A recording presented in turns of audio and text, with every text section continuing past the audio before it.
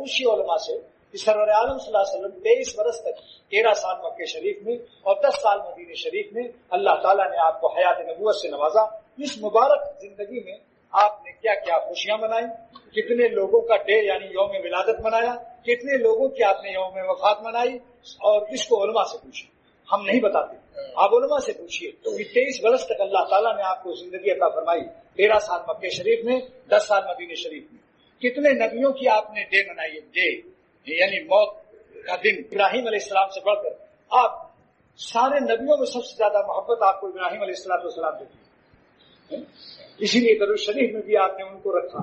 اللہم صلی اللہ کے بعد والا ابراہیم ہے یا نہیں, اور کسی نبی کا نام کیوں نہیں لیا؟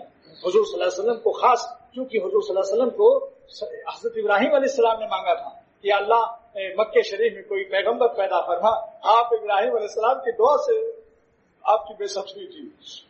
تو اس لیے یہ بتائیے کہ آپ نے کوئی عالم, کسی طبقے کا, کسی جماعت کا عالم یہ ثابت کر دے کہ سرور عالم صلی اللہ علیہ وسلم نے کسی پیغمبر کی یا کسی شخص کی ڈے یا موت یا وفات منائی ہو, تو میں کیا کہوں, بس پوچھ لو, اس کو پوچھ کے عمل کرو, ہماری بات نہ سنو, تحقیق کرو. ایسے ہی صحابہ کرام, حضرت صدیق اکبر رضی اللہ تعالیٰ عنہ نے 2.5 سال زندگی پائی, آپ نے کون سا دن منایا کسی؟ جب سے یہ چیزیں شروع ہو گئی تو وہ یومیہ ہو گئی. ارے ہر سانس ہماری حضور صلی اللہ علیہ وسلم کے لیے, آپ کی ولادت شریفہ, آپ کی حیات طیبہ پر ہماری ہر سانس فدا ہونی چاہیے. ہر صبح, ہر شام, ہر وقت ہمیں ان کو یاد رکھنا ہے. ایک ظالم شاعر کا شعر یاد آ گیا, وہ حیدرآباد دکن کا تھا, اس کا نام تھا شجیع, شین جیم یا عین. اس کو بڑی محبت تھی اپنی بیوی سے, تو وہ اپنی بیوی کو لے کر روزانہ ٹہلنے جاتا تھا ایک باغ میں. یہاں حیدرآباد دکن کے لوگ بھی ہیں, سن لیں. تو وہ ایک باغ میں جاتا تھا. اس کے بعد پھر بیوی جو ہے وہ چلی گئی اپنے ماں باپ کے یہاں, میکے جس کے معنی مائی کے یہاں.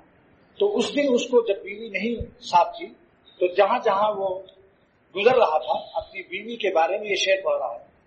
شجیع آج تنہا چمن کو گئے تھے, شجیع آج تنہا چمن کو گئے تھے, بہت ان کے نقش قدم یاد آئے.